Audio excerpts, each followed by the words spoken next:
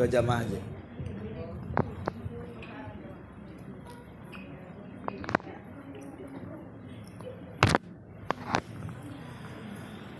Kita mulai. Bismillahirrahmanirrahim. Assalamualaikum warahmatullahi wabarakatuh. Alhamdulillah wassalatu wassalamu ala Rasulillah wa ala alihi wa sahbihi wa mawalah wa la hawla wa la quwata illa billahi wa ba'du. Kita lanjutkan kembali kajian kita, masih membahas tafsir singkat dari surah Al-Baqarah, dan kita masuk pada ayat ke-165. A'udzu billahi minasyaitonir rajim. Bismillahirrahmanirrahim. Wa minan nasi may yattakhidhu min dunillahi andadan yuhibbunahum kahubbillah walladzina amanu ashaddu hubban lillah walau yara alladzina zalamu idh yarawna al-adzaba anna al-quwwata lillahi jami'a wa anna allaha syadidul 'adzab ittabarra'a alladzina tubi'u minal ladzina taba'u wa ra'awul adzaba wa taqatta'at bihimul asbab wa qala alladzina taba'u law anna lana qarratan fanatabarra'a minhum kama tabarra'u minna kadzalika yurihimullahu a'malahum hasaratin 'alaihim wa ma hum bikharijina minan nar.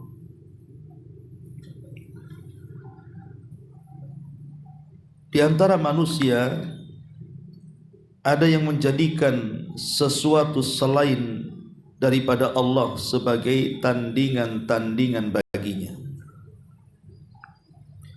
Mereka mencintai tandingan-tandingan itu seperti mencintai Allah. Adapun orang-orang yang beriman, mereka sangat kuat cintanya kepada Allah.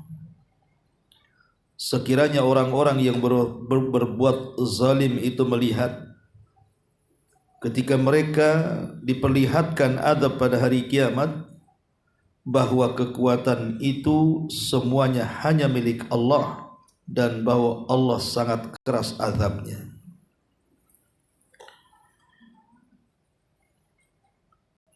Yaitu ketika orang-orang yang diikuti berlepas tangan dari orang-orang yang mengikuti saat mereka, orang-orang yang diikuti, melihat azab, dan ketika segala hubungan di antara mereka terputus,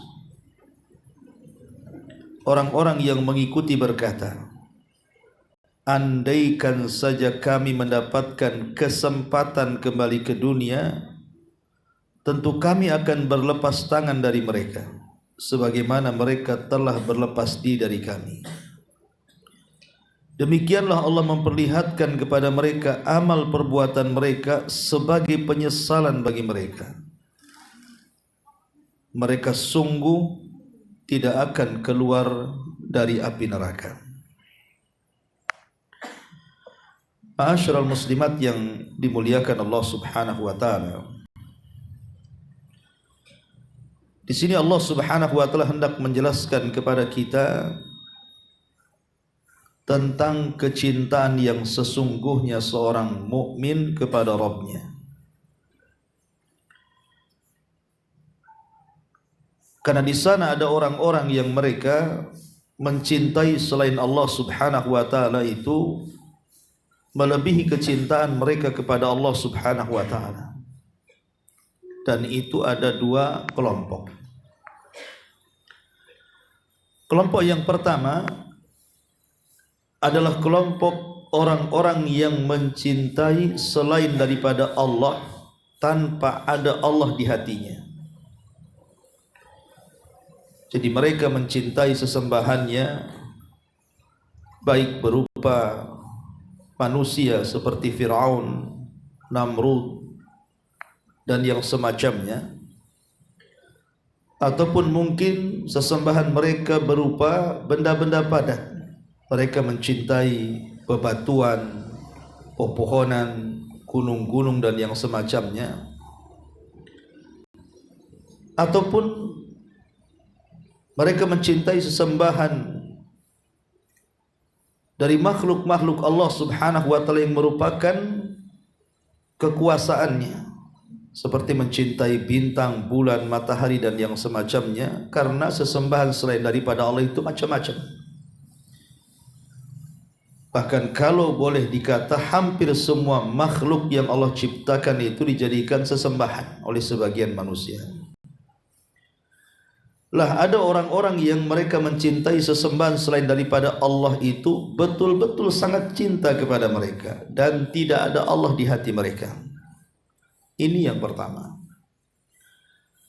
Kemudian kelompok yang kedua, mereka mencintai Allah Subhanahu wa taala, tetapi di lain waktu mereka juga mencintai selain daripada Allah. Inilah yang disebut dengan syirkul mahabbah, kesyirikan dalam bab cinta.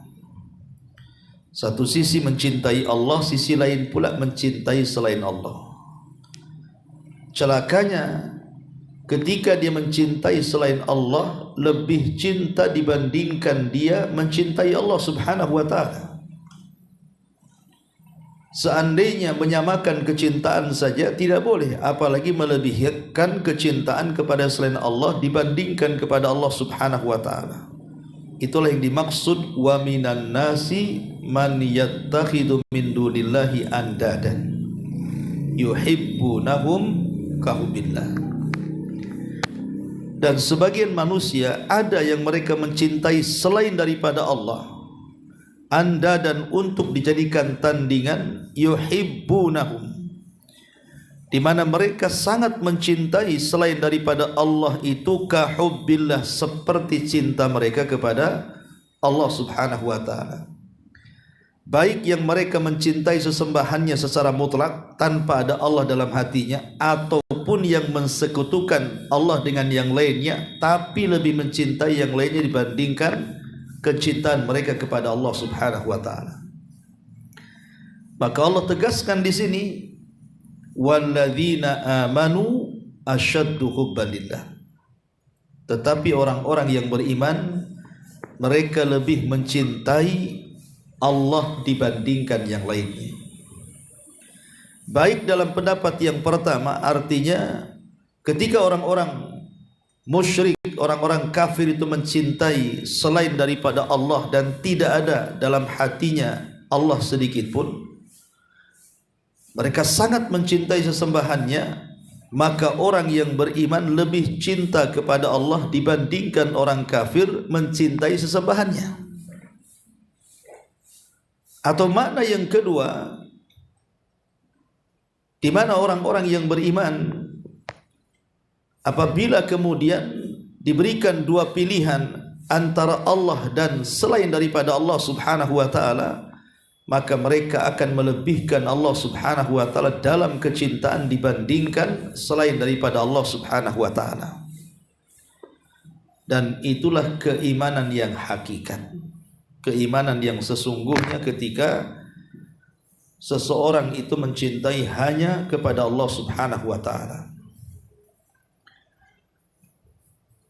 Di dalam Al-Qur'anul Karim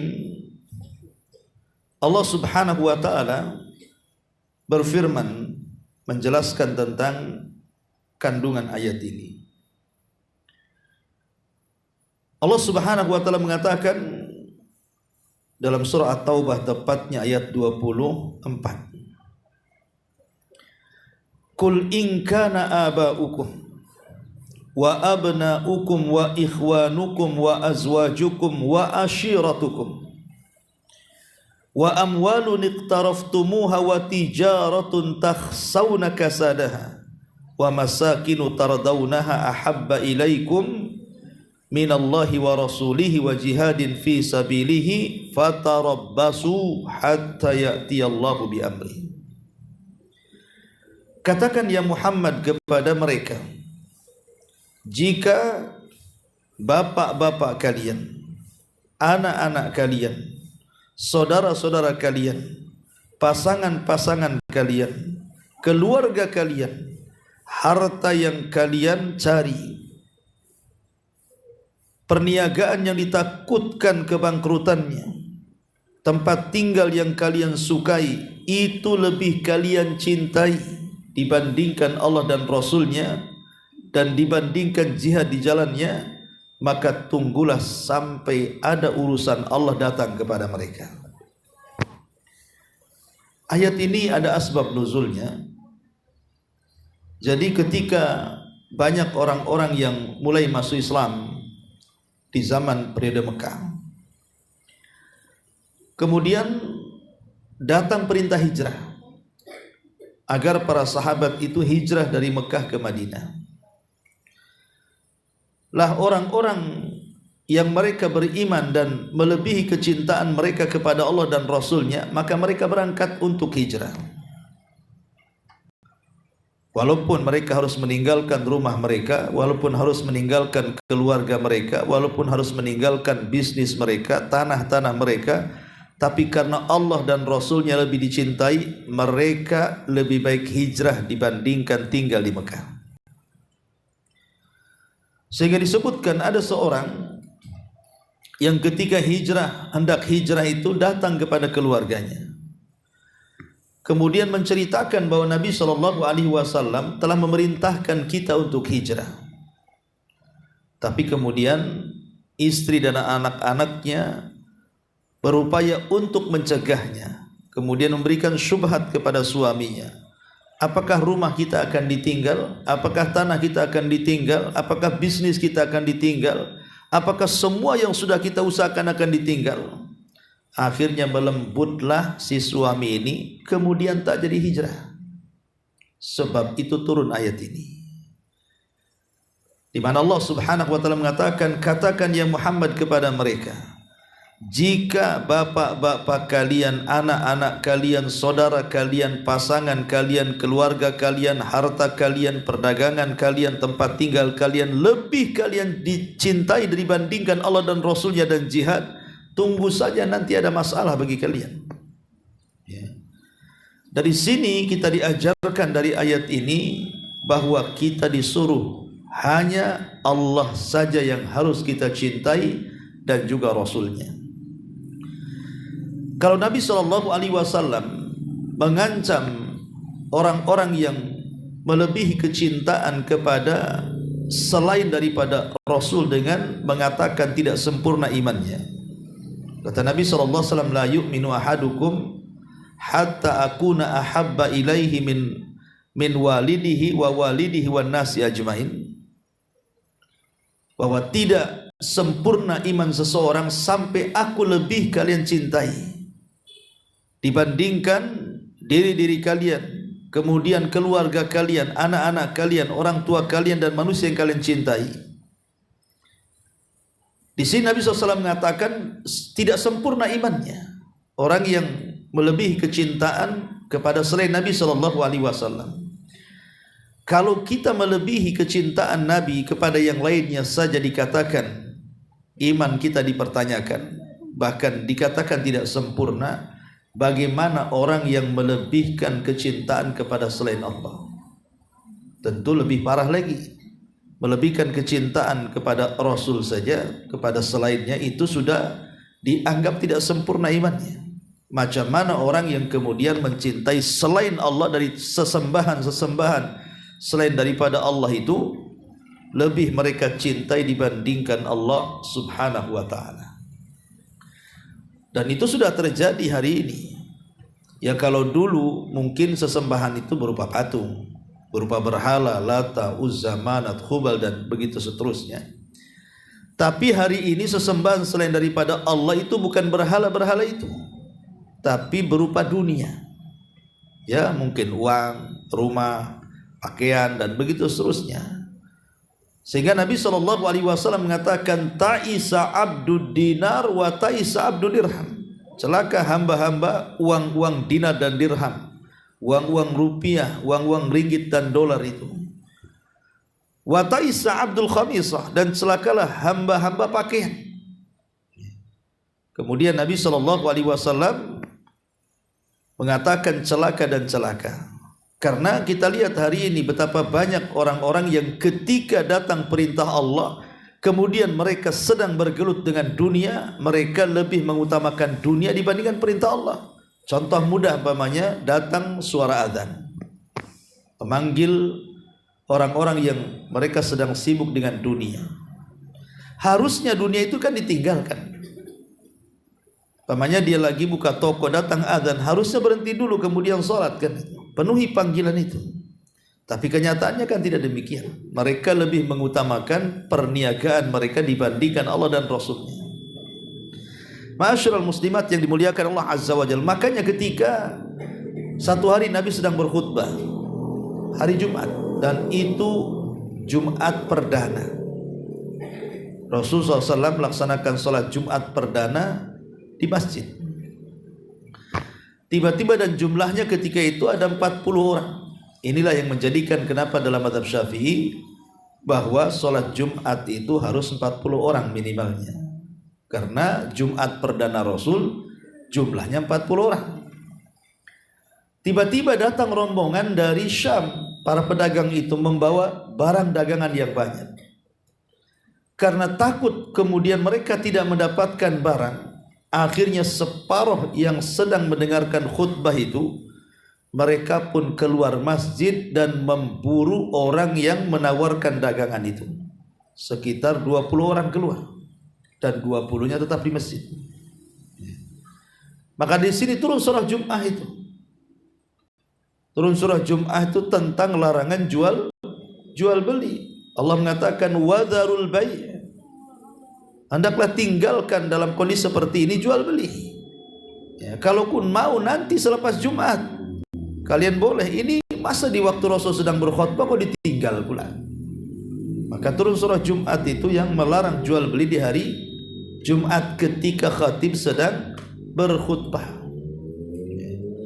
Ma'asyiral muslimat yang dimuliakan Allah Subhanahu wa taala, intinya bahwa ayat ini menjelaskan kepada kita bahwa ada orang-orang kafir, orang-orang musyrik, mereka menyembah selain daripada Allah Subhanahu wa taala melebihi kecintaan mereka kepada Allah. Dan di sini ada faedah tentang pentingnya kita itu menanamkan kecintaan kepada Allah Subhanahu wa taala. Dengan cara apa?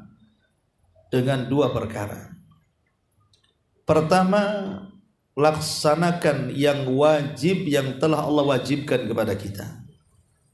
Laksanakan yang wajib yang telah Allah wajibkan kepada kita. Kemudian juga berusaha untuk menjauhi apa-apa yang diharamkan Allah Subhanahu wa taala.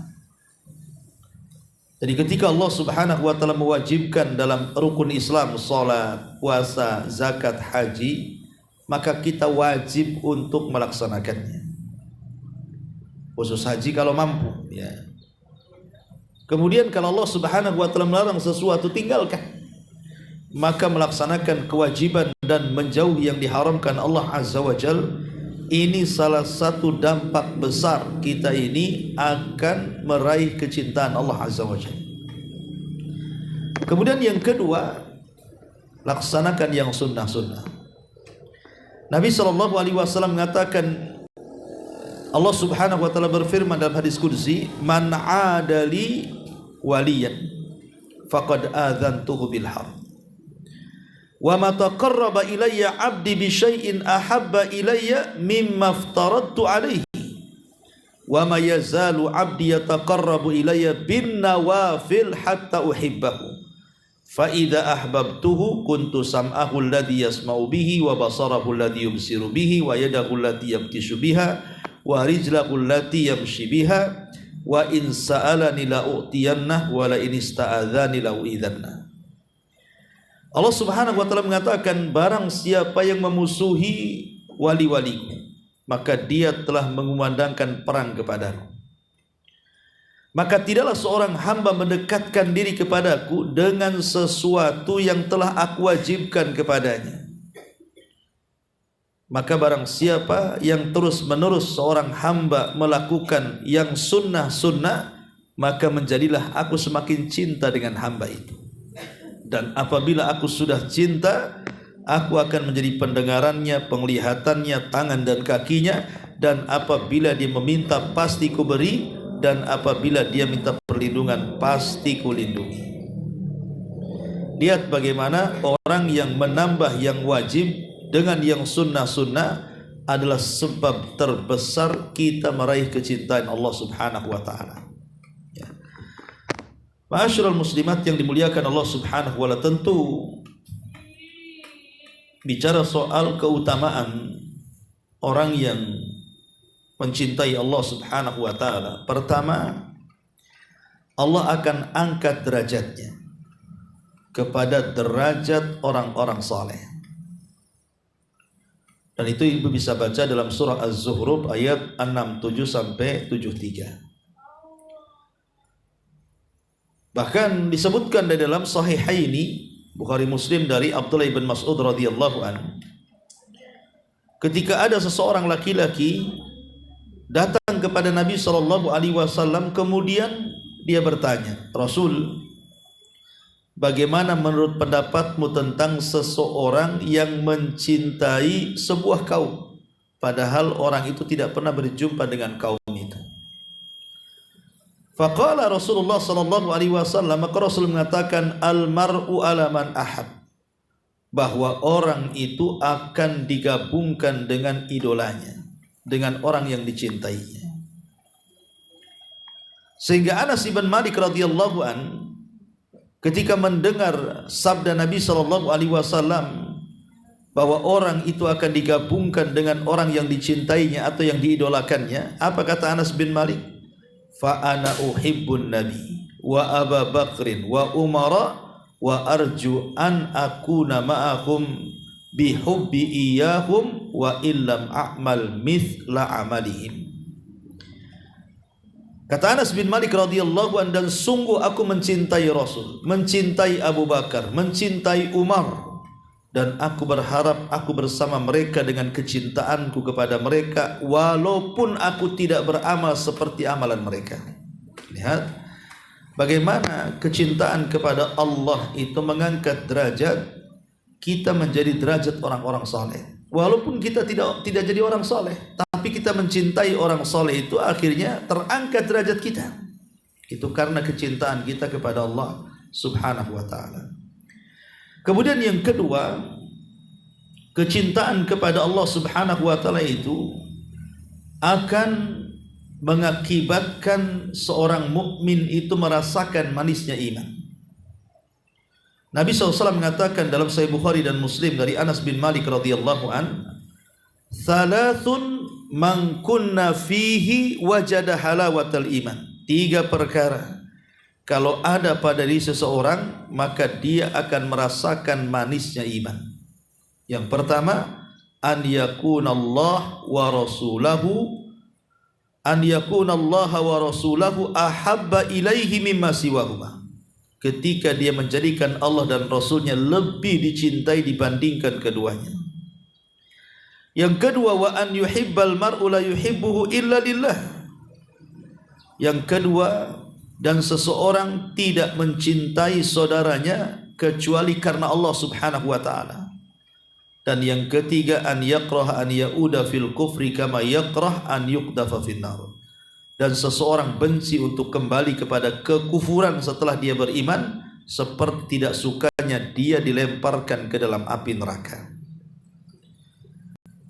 Lihat bagaimana Nabi SAW mengatakan, kalau ada 3 perkara pada diri kita ini, maka kita akan merasakan manisnya iman. Salah satunya adalah ketika dia menjadikan Allah dan Rasulnya lebih dicintai dibandingkan yang lainnya. Ini yang kedua. Kemudian yang ketiga, bahwa menanamkan kecintaan kepada Allah itu bisa menguatkan iman. Nabi mengatakan, man ahabba lillah wa abghadha lillah wa a'ta lillah wa mana'a lillah faqad istakmalal iman. Barang siapa yang cinta karena Allah, benci karena Allah, memberi karena Allah, melarang karena Allah, maka sungguh dia telah menyempurnakan iman. Dari sini bahwa kecintaan kepada Allah itu bisa menyempurnakan, bahkan menguatkan iman. Ma'asyiral muslimat yang dimuliakan Allah Subhanahu wa taala. Bahkan ada sebuah hadis ketika Allah Subhanahu wa taala menciptakan satu kamar yang sangat indah, kamar kaca yang sangat indah di sorga. Allah menciptakan mimbar yang sangat indah di bawah arasy-Nya. Kemudian mimbar itu memiliki cahaya, sehingga orang-orang mengira jangan-jangan mimbar itu diberikan kepada para nabi. Rupanya bukan. Sehingga kemudian sahabat bertanya, untuk siapa mimbar yang bercahaya itu wahai Rasul? Kemudian Nabi mengatakan bahwa mimbar itu diperuntukkan untuk al-mutahabbuna fillahi, orang-orang yang saling mencintai karena Allah. Ketika orang itu diletakkan di mimbar, maka para nabi, para syuhada, para siddiqin dan orang-orang saleh, mereka merasa cemburu. Ini menunjukkan bahwa kecintaan kepada Allah Subhanahu wa taala itu menjadikan diberikan kedudukan tinggi di hadapan Allah dengan cara diletakkan di mimbar-mimbar cahaya kelak pada hari kiamat. Kemudian juga yang nomor 5, al-hubbu fillah yujibu lillah yujibu laka mahabbatullah. Al-hubbu fillah, cinta karena Allah, mewajibkan kita untuk betul-betul mengaplikasikan kecintaan kita kepada Allah Subhanahu wa taala. Artinya bukan hanya sebatas omong-omong bahwa saya mencintai Allah, tidak. Ya harus nampak kecintaan itu dengan tadi melaksanakan kewajiban dan melaksanakan yang sunnah-sunnah. Bahkan juga kecintaan kepada Allah itu akan mendapatkan naungan di hari kiamat, di hari tidak ada naungan kecuali naungan Allah Subhanahu wa taala. Nabi mengatakan, sab'atun yudhilluhumullahu fi dhillihi yauma la dhilla illa dhilluh.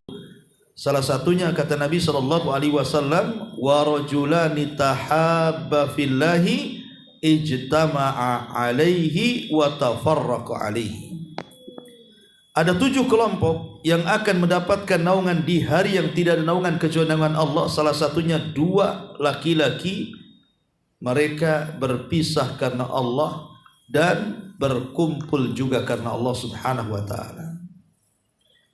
Dan banyak lagi tentang keutamaan orang-orang yang mencintai Allah Subhanahu wa taala. Al-Imam Ibnul Qayyim rahimahullahu taala, beliau mengatakan an asbabi tahqiq al-hubbi fillah, bahwa di sana ada sebab-sebab yang sangat besar sekali untuk mewujudkan kita ini dinyatakan cinta kepada Allah atau tidak. Apa sebab-sebabnya yang bisa mewujudkan kecintaan kita kepada Allah? Yang pertama kata Imam Ibnul Qayyim, qiraatul Quran. Bacalah Al-Quran bitadabburi lima'anihi wa ma'urida bihi. Kalau bisa bukan hanya membaca tetapi juga mempelajari, seperti sekarang kita pelajari tafsirnya. Karena fahmul hudud khairun min fahmil huruf. Ulama mengatakan memahami isi kandungan Quran itu lebih baik dibandingkan hanya mengenal huruf-huruf Quran saja. Kalau orang membaca itu kan hanya mengenal huruf namanya, tapi mempelajari tafsir itu mengenal hudud, batasan-batasan apa yang diperintah, apa yang dilarang, apa yang dihalalkan, apa yang diharamkan, dan begitu seterusnya. Dan itu lebih baik, mempelajari Quran itu lebih baik dibandingkan hanya sekedar membaca. Apalagi bisa menggabungkan dua-duanya, lebih baik lagi. Kemudian yang kedua, at-taqarrub ilallahi ta'ala bin nawafil ba'dal faraid. Tentu kata Imam Ibnul Qayyim, mendekatkan diri dengan yang sunnah-sunnah setelah melaksanakan kewajiban-kewajiban yang Allah wajibkan kepada kita. Kemudian yang ketiga, dawamu zikri ala kulli halin bil lisani wal qalbi. senantiasa berzikir kepada Allah baik secara lisan ataupun hati. Kemudian yang keempat, itharu mahabbatihi ala mahabika inda ghalabatil hawa. Senantiasa mendahulukan kecintaan kepada Allah ketika hawa nafsu mendorong untuk mencintai yang lainnya. Hawa nafsu mendorong mencintai dunia. Oh tidak, aku tetap cinta dengan Allah. Hawa nafsu mendorong untuk kita ini lebih mengutamakan jual beli. Oh tidak, ini sudah datang azan, saya harus mencintai Allah melebihi jual beli, dan begitu seterusnya. Kemudian yang kelima, mutala'atul qalbi li asma'ihi wa sifatihi. Berusaha hati ini dihadapkan dengan makna-makna yang terkandung pada nama-nama dan sifat-sifatnya. Makanya penting mempelajari nama-nama Allah dan sifat-sifatnya. Mempelajari nama-nama Allah atau Asmaul Husna ini sangat penting sekali, karena pengaruh kepada kehidupan itu luar biasa.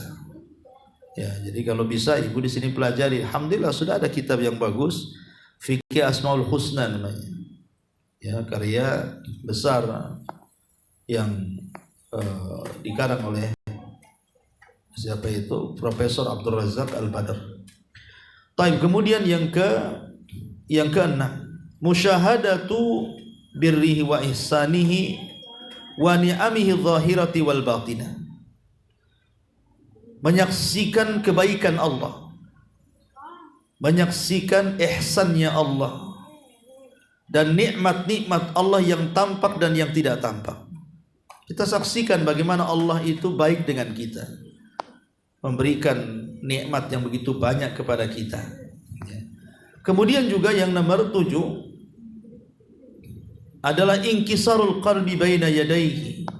Berusaha menundukkan hati di hadapan Allah Subhanahu wa taala, di mana segala sesuatu kita hanya mengharap Allah Azza wa Jalla. Kemudian yang ke-8, al-khalwatu bihi waqta nuzulil ilahi. Kalau bisa kita berkhalwah, bersendirian dengan Allah dikala Allah turun kepada kita. Kapan itu? Di sepertiga malam akhir.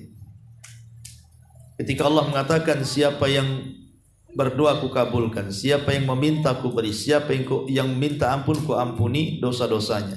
Berkhalwah di situ, di sepertiga malam akhir. Kemudian yang nomor 9, mujalasatul muhibbin as-sadiqin.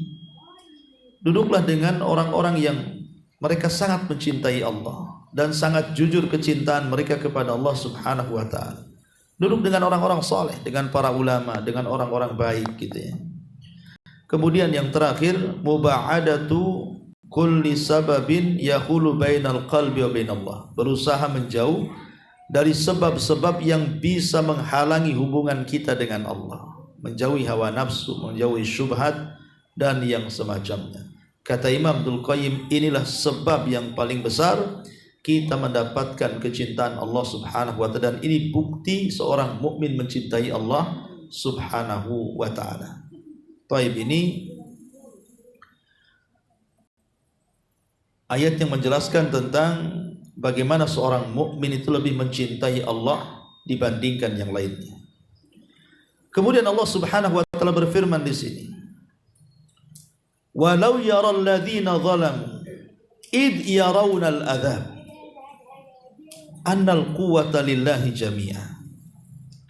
Sekiranya orang-orang yang berbuat zalim itu melihat, ketika mereka melihat azab pada hari kiamat, karena nanti pada hari kiamat itu orang-orang akan dikumpulkan di padang mahsyar, kemudian jahanam akan diperlihatkan di hadapan mereka yang digeret oleh para malaikat, di mana disebutkan dalam hadis tali kekangnya itu jumlahnya 70.000 malaikat, dan setiap satu tali kekang 70.000 malaikat yang menggeretnya, dan itu akan ditampakkan. Lah saat itulah maka manusia akan melihat bagaimana azab di hadapannya. Lah ketika mereka melihat azab pada hari kiamat, bahwa kekuatan itu semua hanya milik Allah. Mana sesembahan kalian yang kalian sembah di bumi itu? Mana si Fir'aun, si Namrud? Mana si Lata, si Uzza, si Manat itu? Mana makhluk-makhluk yang kalian sembah selain daripada Allah? Bisa enggak kalian menghindarkan kalian dari azab Allah Subhanahu wa taala ketika jahanam berada di depan kalian? Tidak bisa, karena kekuatan ketika itu hanya milik Allah dan bahwa Allah sangat keras azabnya. Disitulah mereka menyesal. Ya. Menyesal kenapa di dunia mereka lebih mencintai selain Allah dibandingkan Allah Subhanahu wa taala. Dari sini terjadi bara'ah, berlepas diri antara orang yang mengikuti dan orang yang diikuti. Allah mengatakan idz tabarra'a alladzina tubi'u minal ladzina taba'u wa ra'awul adzab wa taqatta'at bihimul asbab. Yaitu ketika orang-orang yang diikuti berlepas diri dari orang-orang yang mengikuti saat mereka orang-orang yang diikuti itu melihat azab, dan ketika itu segala hubungan di antara mereka terputus. Ma'asyiral muslimat yang dimuliakan Allah Azza wa Jalla, dan ini bentuk penyesalan. Jangan lagi manusia yang kufur, yang lalim, yang ketika di dunia ingin selalu ditaati perintahnya. Syaitan pada hari kiamat berlepas diri. Sebutkan dalam surah Ibrahim ayat 22 itu, wa qala syaitan lamma qudiyal amru innallaha wa'adakum wa'dal haqq wa wa'adtukum fa akhlaftukum wa ma kana li 'alaikum min sultan illa an da'awtukum fastajabtum li fala talumuni wa lumu anfusakum ma ana bimusrikhikum wa ma antum bimusrikhiya inni kafartu bima asyraktumuni min qablu innadz zalimina lahum adzabun alim. Dan ini pidato syaitan di neraka kepada orang-orang yang menyembahnya di dunia. Apa pidato syaitan itu? Dan berkatalah setan tatkala perkara hisab telah diselesaikan, sesungguhnya Allah telah menjanjikan kepada kalian janji yang benar. Ini yang ngomong setan. Dan aku pun telah menjanjikan kepadamu, tetapi aku menyalahinya. Sekali-kali tidak ada kekuasaan bagiku terhadap kalian, melainkan sekedar aku menyeru kalian, lalu kalian memenuhi seruanku. Oleh sebab itu janganlah kalian mencela aku, akan tetapi celalah diri-diri kalian. Aku sekali-kali tidak dapat menolong kalian, dan kalian pun tidak mungkin menolong aku, kata setan, kata iblis. Ya. Sesungguhnya aku tidak membenarkan perbuatan kalian mempersekutukan aku dengan Allah sejak dulu. Sesungguhnya orang-orang yang zalim itu akan mendapatkan siksaan yang pedih. Ya. Yang selama ini iblis berusaha untuk menyesatkan Bani Adam sesesat-sesatnya, akhirnya kemudian membuat makar semakar-makarnya. Banyaklah manusia mengikuti syaitan. Tapi nanti pada hari kiamat setan akan berlepas diri pula dari kita. Setan akan berlepas diri, Fir'aun akan berlepas diri, Namrud akan berlepas diri. Semua sesembahan selain daripada Allah akan berlepas diri. Baik yang disembah itu redha atau tidak redha, akan berlepas diri. Seperti sesembahan yang redha disembah seperti Fir'aun. Dia redha ketika disembah, dan dia mengatakan ana rabbukumul a'la, saya Rabb kalian yang paling tinggi. Begitu juga Namrud. Tetap mereka pun akan berlepas diri dari orang-orang yang menyembahnya. Ataupun orang yang disembah itu tidak redha, seperti orang-orang Nasrani yang menyembah Isa. Isa kan tidak redha disembah, karena nanti pada hari kiamat Allah akan memanggil Isa bin Maryam. Kemudian Allah mengatakan dalam surah Al-Maidah ayat 116 sampai 117 itu, apa kata Allah? Wa idh qala Allahu ya Isa ibn Maryam. Dan ingatlah ketika Allah berfirman, "Hei Isa putra Maryam, a anta qulta lin-nasi ittakhiduni wa ummiya ilahaini min dunillah." Isa, kata Allah, apakah engkau menyuruh manusia dan mengatakan jadikan aku dan ibuku dua Tuhan selain Allah? Maka Isa mengatakan, subhanak ma yakunu li an aqula ma laysa li bihaq. Maha suci engkau ya Rabb, mustahil, tidak mungkin, kata Isa, aku mengatakan yang bukan hakku mengatakannya. Subhanallah, Isa mengingkari. Kemudian Isa mengatakan, in kuntu qultuhu faqad alimta. Ya Rabb, kalau aku mengatakannya pasti kau sudah tahu. Ya. Kenapa ta'lamu ma fi nafsi wa la a'lamu ma fi nafsi? Karena kata Isa, engkau mengetahui apa yang ada pada diriku sementara aku tidak tahu apa yang ada pada dirimu. Innaka anta ailamul ghuyub. Sesungguhnya engkau zat yang maha mengetahui perkara yang gaib-gaib. Ma qultu lahum, ini syahidnya, ma qultu lahum, aku tidak pernah mengatakan kepada mereka, illa ma amartani bih, kecuali apa yang engkau perintahkan kepadaku ya Rabb. Apa itu? Ani budullaha rabbi wa rabbakum, sembahlah Allah Rabbku dan Rabb kalian, wa kuntu alaihim syahidan ma dumtu fihim, dan adalah aku menjadi saksi terhadap mereka selama aku berada di tengah-tengah mereka. Falamma tawaffaitani kunta antar raqib alaihim wa anta ala kulli syai'in syahid. Tetapi setelah engkau wafatkan aku ya Rabb, engkaulah yang mengawasi mereka dan engkaulah maha menyaksikan atas segala perbuatan mereka. Lihat, Isa tidak redha kan disembah selain daripada Allah Azza wa Jalla. Karena Isa mengatakan bahwa aku sudah menyeru manusia sesuai dengan yang kau perintahkan kepadaku agar menyembah Allah Rabb kalian dan Rabb diriku. Tetapi mereka orang-orang Nasrani tetap menyembah Isa dengan mengatakan Isa Tuhan, Isa satu di antara tiga Tuhan, Isa dia adalah anak Tuhan, dan begitu seterusnya. Jadi mereka menyembah Isa itu bukan kemauan Isa. Berarti Isa di sini tidak redha ketika disembah. Jadi ada sesembahan itu yang redha disembah seperti Fir'aun dan Namrud, ada sesembahan itu yang tidak redha seperti Isa dan para nabi, orang-orang soleh, para malaikat yang disembah, mereka tidak redha. Karena orang-orang soleh sendiri mereka mencari wasilah untuk dekat dengan Allah kelak pada hari kiamat. Ya. Ataupun sesembahan yang tidak redha itu seperti bebatuan, pepohonan, gunung-gunung, mereka tidak redha, pun tidak berakal mereka. Mereka tidak berakal, tidak tahu menahu, tahu dijadikan sesembahan selain daripada Allah Azza wa Jalla. Makanya nanti pada hari kiamat, matahari dan bulan itu akan ditenggelamkan ke dalam jahanam. Satu, untuk supaya mereka paham bagaimana Allah itu maha kuasa, bisa menenggelamkan apapun ke dalam neraka dan dijadikan bahan bakarnya. Yang kedua, agar orang-orang yang menyembah matahari dan bulan tahu bahwa dua makhluk Allah yang besar itu bukan Tuhan. Ya. Makanya di sini orang-orang yang disembah dan orang-orang yang menyembah itu akan berlepas diri, bahkan akan saling melaknat itu. Dalam surah Al-Ankabut ayat 30 ataupun 25 Allah mengatakan, wa qala innamat takhadtum min dunillahi awthanan mawaddata bainikum fil hayatid dunya thumma yawmal qiyamah yakfuru ba'dukum bi ba'din wa yal'anu ba'dukum ba'dha wa ma'wakumun nar wa malakum min nasirin. Ketika Allah mengkisahkan tentang Ibrahim berkata kepada kaumnya, sesungguhnya apa yang kamu sembah selain daripada Allah berupa berhala-berhala itu hanyalah untuk menciptakan hubungan harmonis di antara kalian dalam kehidupan dunia. Kemudian pada hari kiamat sebagian kamu akan saling mengingkari dan sebagian kalian akan saling mengutuk. Kemudian Nabi Ibrahim mengatakan, tempat kembali kalian adalah neraka dan sama sekali kalian tidak ada penolong dari Allah Subhanahu wa taala.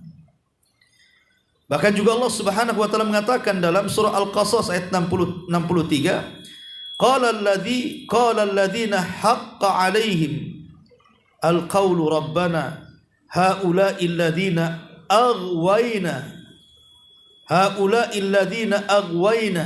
aghwaynahum kama aghwayna tabarra'na ilaika ma kanu ayyanan ya'budun. Orang-orang yang sudah pasti akan mendapatkan hukuman berkata, ya Tuhan kami, mereka inilah orang-orang yang kami sesatkan itu. Kami telah menyesatkan mereka sebagaimana kami sendiri sesat. Kami menyatakan kepada engkau berlepas diri dari mereka. Mereka sekali-kali tidak menyembah kami ya Allah. Jadi orang yang disembah juga mereka membela diri di hadapan Allah. Lah orang-orang yang menyembah juga mereka kemudian menyalahkan orang-orang yang mengajak untuk disembah. Jadi mereka akan saling mengutuk, saling melaknat itu maksudnya. Dari ini semuanya, kemudian Allah Subhanahu wa taala tutup tadi ayatnya, wa taqatta'at bihimul asbab. Pada hari kiamat itu akan terputus semua hubungan. Ya. Semua hubungan akan terputus, baik Anda Habib atau bukan Habib, baik Anda keturunan Nabi atau bukan keturunan Nabi. Pokoknya kalau yang diajarkan itu kesesatan, bukan petunjuk dan hidayah Allah, maka pada hari kiamat akan saling terputus. Walaupun di dunia mereka berjanjikan kepada para pengikutnya, nanti kalau kalian masuk neraka, ku terbangkan serbanku, kau bisa ambil serbanku, kau tarik, ku masukkan kau ke sorga. Kan ada tuh orang ngomong begitu. Iya, di dunia kalian bisa membual, di dunia kalian bisa ngoceh ke sana kemari. Di akhirat enggak kayak gitu. Wa taqatta'at bihimul asbab. Karena hanya amal soleh lah yang bisa menyelamatkan manusia, bukan karena hubungan nasab.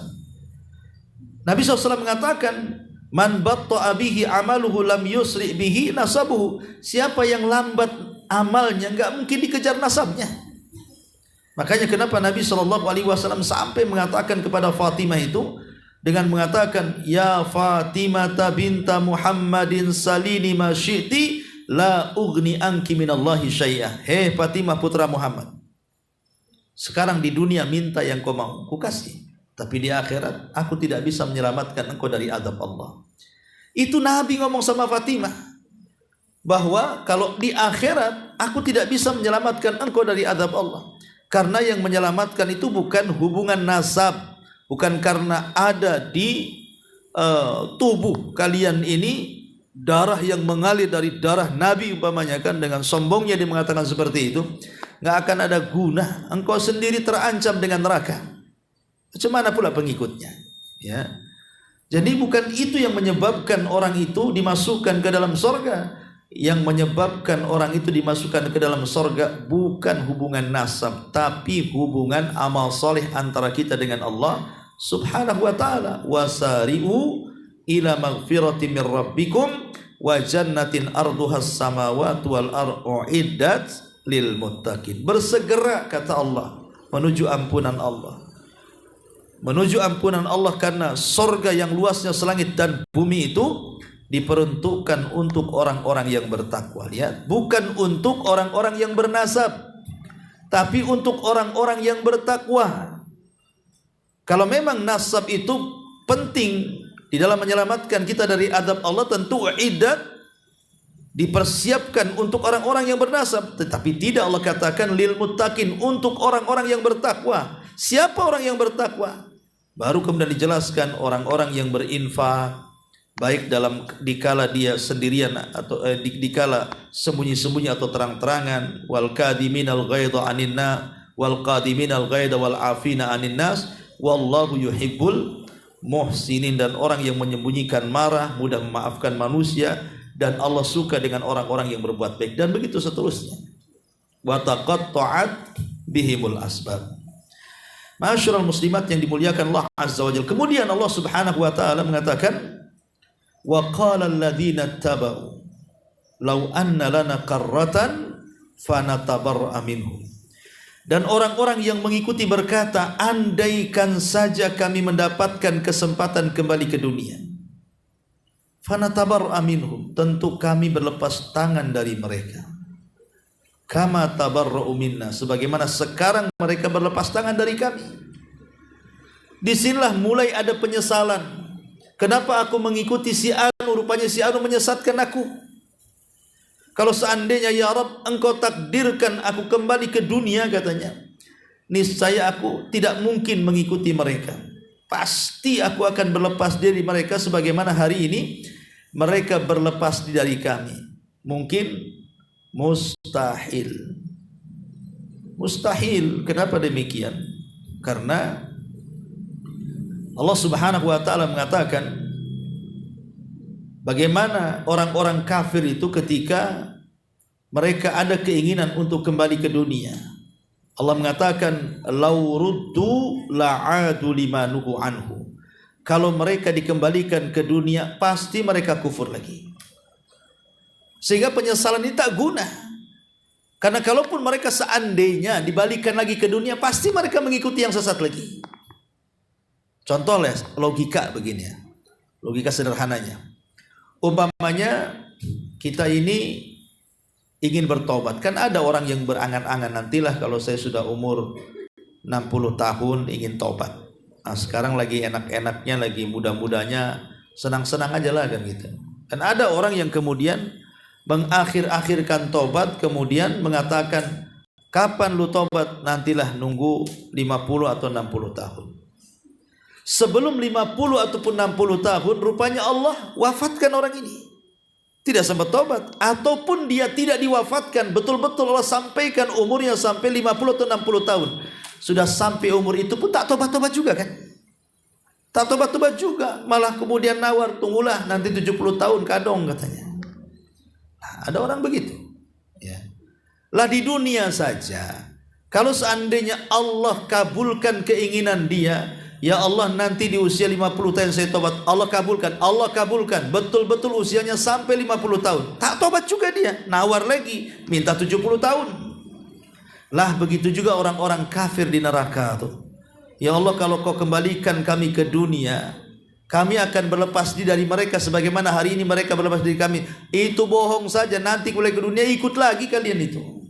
Itu seolah-olah Allah ingin katakan seperti itu. Ya, seperti penyesalan orang kafir, nanti kalau kami dibalikan ke dunia, kami akan beramal soleh, kami akan bersedekah dan begitu seterusnya. Nanti kalau dikembalikan bakhil lagi dia.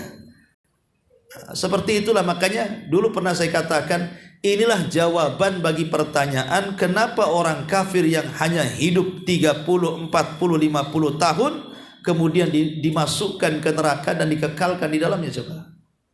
Karena kalau mereka dikembalikan ke dunia itu pasti kafir lagi. Mungkin tobatnya sesaat saja, mereka kafir lagi. Itu Allah yang mengatakan seperti itu. Ma'asyiral muslimat yang dimuliakan Allah Subhanahu wa taala. Maka di sini, lau anna lana qarratan fanatabarra'a minhum kama tabarra'u minna. Kadzalika yurihimullahu a'malahum hasaratin 'alaihim. Demikianlah Allah memperlihatkan kepada mereka amal perbuatan mereka sebagai penyesalan bagi mereka. Hasarat itu adalah penyesalan tingkat tinggi dalam bahasa Arab. Ada nadam, nadam itu ya penyesalan juga, tapi hasrah itu penyesalan yang sangat tinggi sekali. Itu sudah puncaknya penyesalan.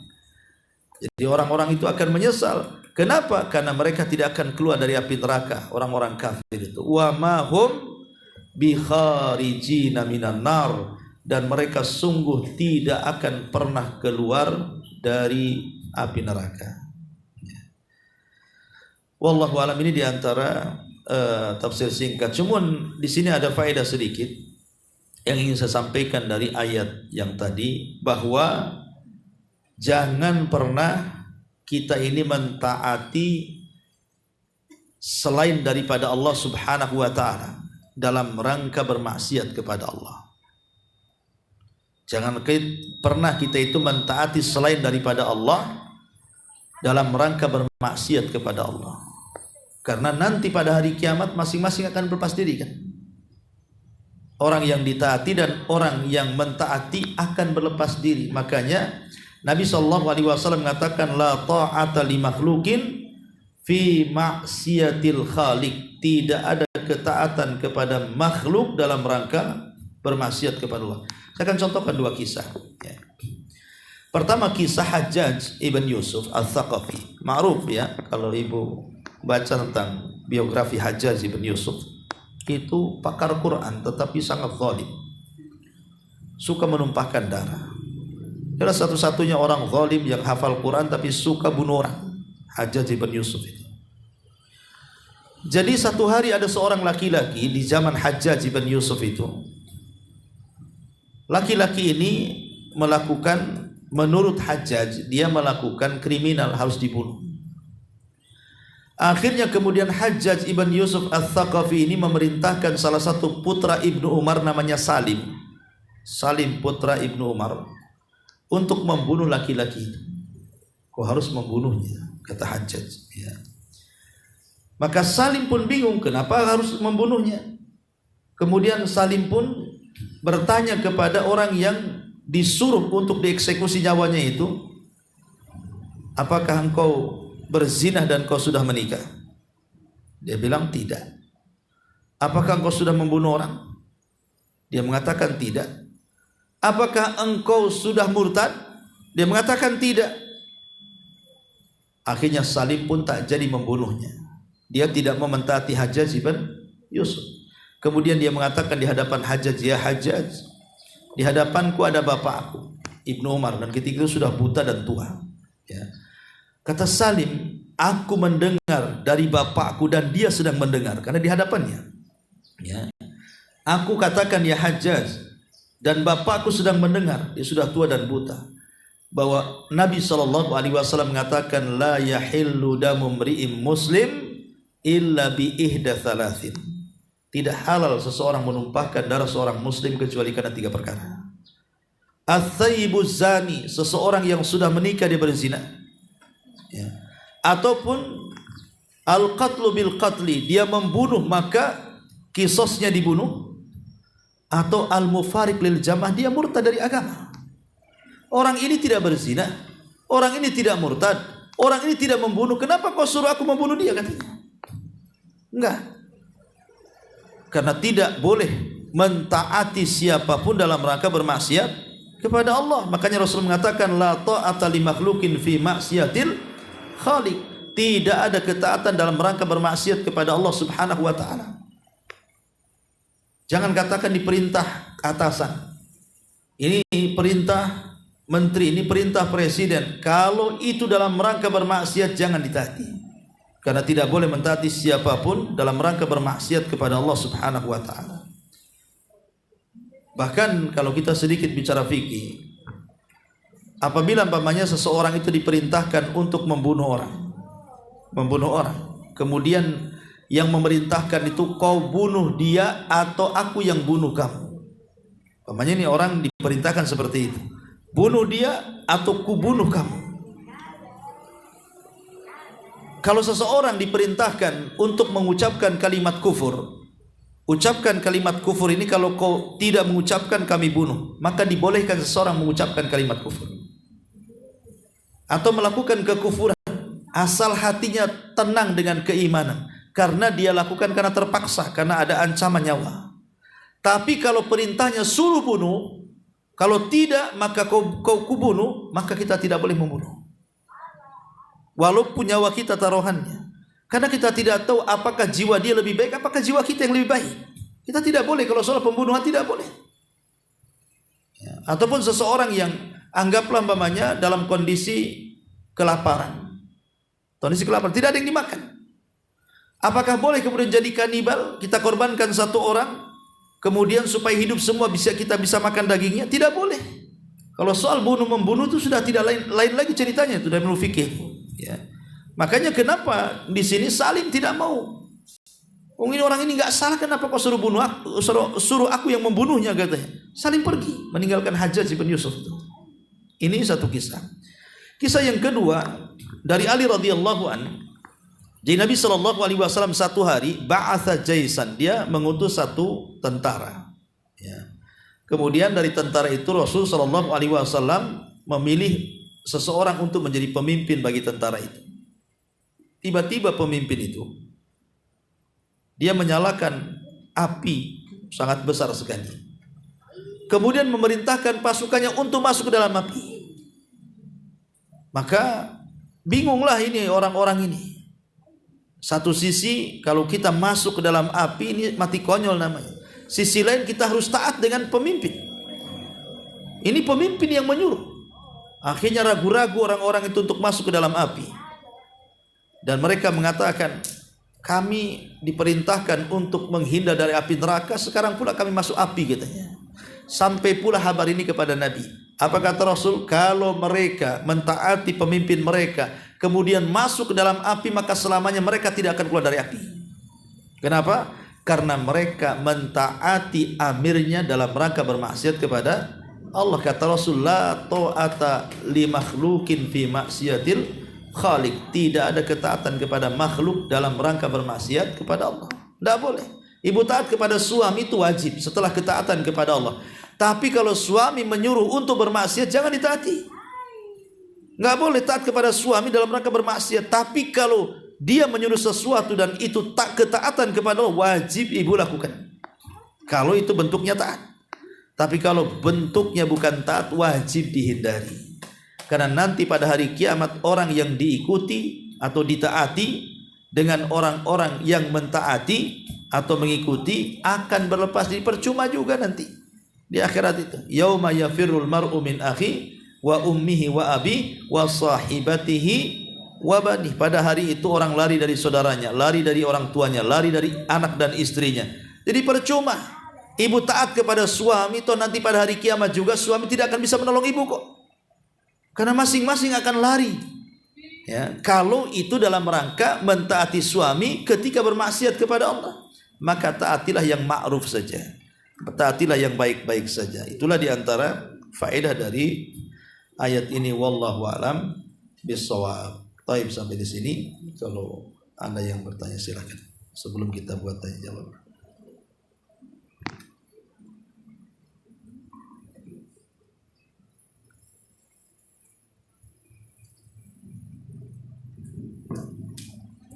Assalamualaikum warahmatullahi wabarakatuh. Waalaikumsalam.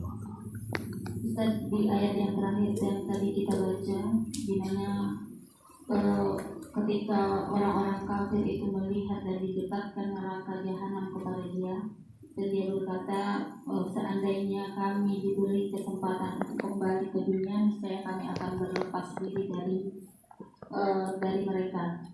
Dan Allah mengatakan tidak mungkin karena dia akan kekal di dalam neraka jahanam. Nah, apakah ini bisa dijadikan dalil yang sifatnya dalil umum, Ustaz? Bagaimana dengan karakter dan sifat orang-orang pengikut ahlu bid'ah? Apakah dia akan mengatakan hal seperti ini, minta kepada Allah agar dikembalikan ke dunia lagi untuk berlepas dari tokoh-tokoh yang mereka ikuti saat di dunia dulu? Nah. Iya, ini ayat ini umum karena di ayat yang lain tokoh-tokoh yang menyesatkan kita di dunia itu, mereka juga berlepas diri. Dan keinginan mereka juga ingin baik. Semua manusia dalam penyesalannya nanti pada hari kiamat itu ingin dibalikan ke dunia, baik yang mengikuti atau yang diikuti. Kalau bisa dikembalikan ke dunia untuk tobat. Penyesalan mereka jangan lagi di akhirat, di kuburan saja mereka sudah menyesal. Laula akhartani ila ajalin qarib fa asaddaqa wa akum minas salihin. Ya Allah, kalau kau kembalikan sesaat ke dunia, kami akan sedekah dan menjadi orang saleh. Mungkin mustahil. Di akhirat juga sama. Rabbirji'uni la'alli a'malu salihan fima tarak. Ya Allah, kembalikan aku agar aku bisa mengamalkan apa yang sudah aku tinggalkan. Tapi Allah mengatakan kalla innaha kalimatun huwa qailuha. Enggak mungkin lah, itu dongeng-dongeng kamu saja, mustahil dikembalikan. Nah, mati ya matilah. Sekarang pertanggungjawaban di hadapan. Ya. Jadi semua akan menyesal dan ingin kembali ke dunia. Tapi kan mustahil. Apalagi orang-orang kafir. Justru mereka penyesalannya itu disebut hasrah. Hasrah itu tingkatan penyesalan yang paling tinggi. Orang yang beriman saja menyesal, apalagi orang kafir lebih menyesal lagi. Ya. Termasuk juga orang-orang yang melakukan bid'ah kemudian menyeru manusia ke dalam bid'ah kemudian diikuti manusia. Nanti pada hari kiamat mereka saling melaknat satu dengan yang lainnya. Ya Allah, mereka yang menyesatkan kami. Mereka yang menyesatkan kami. Kemudian orang yang merasa bahwa mereka tertuduh, mereka mengatakan tidak, aku tidak menyesatkan mereka. Akhirnya mereka pun saling laknat satu dengan yang lainnya. Dan itu disebutkan di banyak ayat dalam Al-Quran sebenarnya. Ya. Contoh saja umpamanya Allah Subhanahu wa taala mengatakan dalam surah Saba umpamanya, walau tara idz zalimuna mauqufuna inda rabbihim yarji'u ba'duhum ila ba'din al-qawla yaqulu alladhina istud'ifu lil ladzina istakbaru laula antum lakunna mu'minin qala alladhina istakbaru lil ladzina istud'ifu anahnu sadadnakum anil huda ba'da id ja'akum bal kuntum mujrimin Wa qala alladziina istud'ifu lil ladziina istakbaru bal makrul lail wan nahar id ta'murunana an nakfura billahi wa naj'al lahu andadan wa asarru nadamata lamma ra'awul adzab wa ja'alnal aghlala fi a'naqil ladzina kafaru hal yuzzauna illa ma kanu ya'malun. Dan orang-orang kafir berkata, kami sekali-kali tidak akan beriman kepada Al-Quran ini dan tidak pula kepada kitab yang sebelumnya. Dan alangkah hebatnya kalau kamu lihat ketika orang-orang yang zalim itu dihadapkan kepada Rabbnya. Sebagian dari mereka menghadap menghadapkan perkataan kepada sebagian yang lainnya. Orang-orang yang dianggap lemah berkata kepada orang-orang yang menyombongkan dirinya. Orang-orang lemah ya orang-orang awam di dunia. Orang-orang yang menyombongkan dirinya yang mungkin tokoh-tokohnya, ya. Kadang-kadang orang awam ini kadang-kadang mereka dibawa ke timur ikut ke timur, ke barat ikut ke barat kan gitu. Tergantung tokoh yang mempengaruhinya. Ya. Kemudian kalau tidaklah karena kamu katanya, tentu kami menjadi orang-orang yang beriman. Tentu kami akan dapat hidayah. Kau sesatkan aku katanya. Tapi orang-orang yang menyombongkan dirinya berkata kepada orang-orang yang dianggap lemah itu, kamikah yang telah menghalangi kamu dari petunjuk sesudah petunjuk itu datang kepadamu? Oh tidak. Sebenarnya kamu sendiri orang-orang yang berdosa. Akhirnya di sini saling salah-salahkan di sini kan. Makanya pentingnya seseorang itu talabul ilmi supaya terpecahkanlah mana yang hak mana yang batil itu supaya tidak ghulu. Ya. Karena biasanya orang-orang yang mereka itu ghulu melampaui batas mencintai ulama, padahal ulama itu juga ada dua, ada ulama ya, ada ulama yang jahat, ada ulama yang baik. Itu karena keawaman mereka. Akhirnya dikasih dalil-dalil yang jelas, dalil itu dari Quran dan Sunnah, entah lemah, entah sahih dan begitu seterusnya, ikut aja. Nah, tapi nanti pada hari kiamat semua akan terbongkar. Makanya penting belajar karena ilmu itu yang menyingkap hidayah. Wallahu a'lam. Ya, taib. Ya. Ya. Ini ada pertanyaan. Ketika di Yaumul Mahsyar itu 7 golongan yang akan mendapatkan naungan Allah, dan salah satunya adalah 2 orang yang berkasih sayang, wala wal baraknya itu karena Allah, saling mencintai karena Allah, dan mereka juga berpisah juga karena Allah. Yang ingin ditanyakan sama beliau ini adalah bagaimana aplikasinya mencintai karena Allah dan membenci karena Allah di dunia ini, seperti apa gitu? Ya, alhamdulillah. Ya tadi kita ini mencintai suami karena Allah. Kalau suami memerintahkan kepada kebaikan. Tapi kalau suami memerintahkan kepada keburukan, tolong belikan khamar, tolong belikan ini, belikan itu yang haram, oh tidak bisa. Saya memang cinta kepada kamu, tetapi kalau khusus ini memerintahkan begini, oh saya tidak bisa. Seperti itu. Atau berpisah dan berkumpul karena Allah. Selama engkau sholat wahai suamiku, aku jadi istrimu. Tapi kalau engkau meninggalkan sholat, maaf, aku lebih memilih Allah dibandingkan dirimu. Contohnya. Ya, seperti itu. Itu namanya wala wal bara, jelas. Ya. Jadi dia berkumpul itu karena Allah, berpisah juga karena Allah. Dan subhanallah di zaman Rasul ada seorang sahabat namanya Amr bin Jamuh. Dia berkawan dengan Abdullah ibn Haram. Amr bin Jamuh dan Abdullah ibn Haram itu berkawan mulai dari muda sampai tua renta, sampai keduanya meninggal di perang Uhud dua-duanya. Itu semasa hidupnya itu kemana-mana berdua. Betul-betul persaudaraan karena Allah. Mengaji di hadapan Rasul berdua, sholat malam berdua. Pokoknya melakukan kebaikan berdua. Itulah Amr ibn Jamuh dan Abdullah ibn Haram sampai tua. Sampai akhirnya ketika Amr ibn Jamuh mendengar kawannya Abdullah ibn Haram yang sudah tua renta, jalan pun sudah tak sanggup, tiba-tiba daftar jihad untuk terlibat dalam perang Uhud. Dia pun ingin ikut jihad juga. Padahal dia pincang, tak sanggup jalan, udah tua. Akhirnya Nabi SAW karena kegigihan keduanya menerima, padahal tidak layak jihad keduanya. Makanya ketika di awal perang, 2 orang ini yang pertama mati, Amr ibn Jamuh dan Abdullah ibn Haram ini. Ketika keduanya meninggal, Jabir bin Abdullah putra dari Abdullah bin Haram itu menangis memeluk ayahnya. Kemudian kata Nabi SAW, kuburkan ayahmu wahai Jabir satu kuburan dengan Amr ibn Jamuh, satu lubang. Disuruh dikuburkan satu lubang kata Rasul antara jasadnya Abdullah bin Haram dengan Amr ibn Jamuh. Kenapa kata Rasul? Karena semasa keduanya hidup, keduanya mencintai karena Allah, kemana-mana berdua karena Allah. Akhirnya dikubur dalam satu lubang. Nah, itu contohnya, ya, contoh dari kisah gitu ya. Jadi kalau ingin cinta karena Allah, ya betul-betul karena Allah. Makanya ketika ada di zaman Bani Israel seseorang yang ingin mengunjungi saudaranya, dia bukan keluarga, bukan kerabat, tidak, dia kawan, tempatnya sangat jauh, dia ingin berkunjung kepada orang itu, maka Allah utus malaikat menghadangnya, kemudian mengatakan, hendak pergi kau kemana wahai fulan? Dia mengatakan, hendak pergi kepada saudaraku yang ada di seberang sana. Adakah tujuan dunia engkau ke sana? Tidak ada. Adakah tujuan jual beli dengan dia? Tidak ada. Adakah tujuan dunia dengan dia? Tidak ada. Lalu kenapa kau pergi ke dia? Ya, aku karena ingin pergi kepada dia karena cintaku kepada Allah Azza wa Jalla. Maka tiba-tiba malaikat yang mengatakan, sungguhnya aku malaikat yang diutus Allah. Kalau memang kehendakmu menjenguk saudaramu yang ada di seberang sana itu lillahi ta'ala, maka Allah akan hapuskan dosa-dosamu selama perjalanan. Nah, ini kan sebuah contoh ya.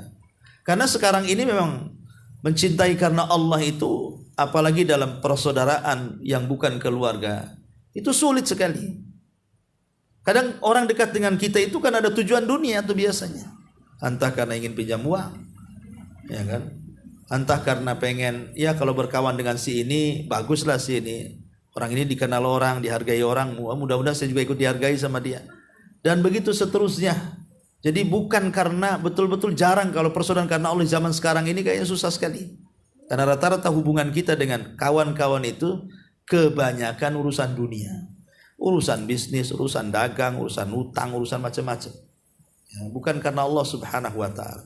Makanya wajar kalau seandainya mereka akan diletakkan di manabirin min nur, kata Rasul, mimbar-mimbar cahaya pada hari kiamat yang berada di bawah arsy Allah Subhanahu wa ta'ala. Wallahu a'lam. Baik. Ini ada 3 hadiah ya. Tadi saya sudah jelaskan ayat pertama tentang orang yang beriman, mereka sangat mencintai Allah Subhanahu wa ta'ala. Dan orang kafir itu mereka sangat mencintai sesembahannya. Ada 2 makna di sini. Apa makna orang kafir mencintai sesembahan selain daripada Allah? 2 makna tadi itu yang saya sebutkan di awal. Apa 2 makna itu? Ada? Atau lupa? Atau nggak dicatat?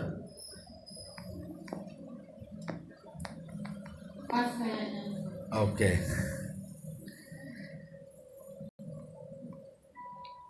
Yang kedua, karena nggak bisa dijawab, Imam Ibnul Qayyim rahimahullahu tadi menyebutkan 10 tanda untuk mewujudkan kecintaan kepada Allah. Sebutkan 3 saja. Kalau 10-10-nya pasti nggak bisa, kecuali baca. 3 saja. Yang pertama, ya, membaca Al-Quran, mendekatkan diri kepada yang sunnah, berzikir kepada Allah. Masya Allah. Fadhali. Ini dapat buku dosa-dosa dalam keseharian. Baik. Kemudian yang kedua, pertanyaan yang kedua,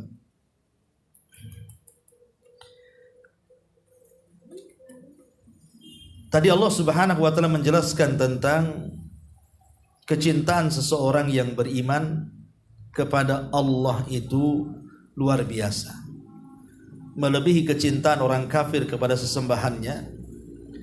Lalu apa keutamaan? Tadi saya sebutkan ada beberapa keutamaan ketika kita ini menanamkan cinta kepada Allah. Sebutkan 3 keutamaannya.